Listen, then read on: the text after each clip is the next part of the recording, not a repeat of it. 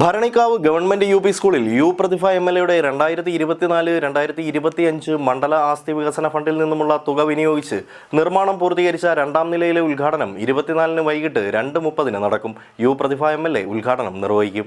Bharanikkavu government U P സ്കൂളിലെ രണ്ടാം നിലയിൽ പണി കഴിപ്പിച്ച കെട്ടിടത്തിന്റെ പൂർത്തീകരണ ഉദ്ഘാടനം ജനുവരി 24-ന് ഉച്ചയ്ക്ക് 2:30 നടക്കും. യു പ്രതിഭ MLAയുടെ മണ്ഡല ആസ്തി വികസന 2024-25 ഫണ്ട് വിനിയോഗിച്ചാണ് നിർമ്മാണം നടത്തിയത്. യു പ്രതിഭ MLA ഉദ്ഘാടനം നിർവഹിക്കും. ഭരണിക്കാവ് ഗ്രാമപഞ്ചായത്ത് പ്രസിഡന്റ് G. രമേഷ് കുമാർ അധ്യക്ഷത വഹിക്കും. B.R. ഗിരിജ സ്വാഗതം രേഖപ്പെടുത്തും. Bharanikkavu block panchayat president A. Anu മുഖ്യാതിഥിയാവും.